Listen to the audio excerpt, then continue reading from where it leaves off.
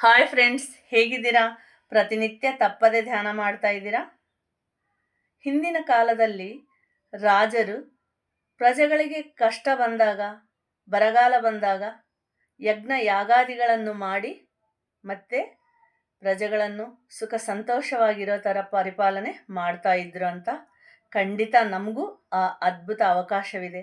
ಶಿವಮೊಗ್ಗದಲ್ಲಿ ನಡೆಯುತ್ತಿರುವ ಧ್ಯಾನ ಯಜ್ಞದಲ್ಲಿ ನೀವು ಭಾಗವಹಿಸಿ. ನಿಮಗೆ ಏನೇ ಸಮಸ್ಯೆ ಇರಲಿ, ಮನೆ ಕಟ್ಟಬೇಕಾ, ಮದುವೆ ಆಗಬೇಕಾ, ಮಕ್ಕಳಾಗಬೇಕಾ, ಜಾಬ್ ಬರಬೇಕಾ, ಇಂಥದ್ದು ಏನೇ ಸಮಸ್ಯೆಗಳಿರಲಿ ಸುಲಭವಾಗಿ ಪರಿಷ್ಕಾರ ಆಗುತ್ತೆ. ಹಾಗೂ ಎಂಥದೇ ರೋಗ ಇರಲಿ, ಎಲ್ಲಿ ಗುಣ ಆಗಲಾರದೆ ಇರೋಂಥದ್ದು ಕೂಡ ಆ ಧ್ಯಾನ ಯಜ್ಞದಲ್ಲಿ ಭಾಗವಹಿಸಿದ ಮೇಲೆ ಖಂಡಿತ ಗುಣಮುಖರಾಗ್ತೀರಾ. ಇಂಥ ಅದ್ಭುತವಾದ ಅವಕಾಶವನ್ನು ಎಲ್ಲರೂ ಉಪಯೋಗಿಸಿಕೊಳ್ಳಿ. ಆ ಧ್ಯಾನ ಯಜ್ಞವನ್ನು ಯಶಸ್ವಿ ಮಾಡಿ. ನಿಮ್ಮ ಎಲ್ಲ ಸಮಸ್ಯೆಗಳಿಗೂ ಪರಿಷ್ಕಾರ ನೀವೇ ಮಾಡ್ಕೋಬೋದು. ಹಾಗೂ ಅಲ್ಲಿ ನಡೆಯುತ್ತಿರುವ ಧ್ಯಾನ ಯಜ್ಞದಲ್ಲಿ ಅನ್ನದಾನವನ್ನು ಕೂಡ ಮಾಡೋ ಭಾಗ್ಯ ನಿಮ್ಮದಾಗಿಸಿಕೊಳ್ಳಿ.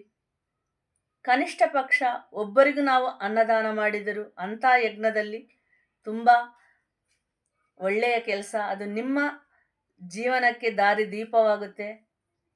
ಖಂಡಿತ ಈ ಧ್ಯಾನ ಯಜ್ಞದಲ್ಲಿ ಎಲ್ಲರೂ ಭಾಗವಹಿಸಿ.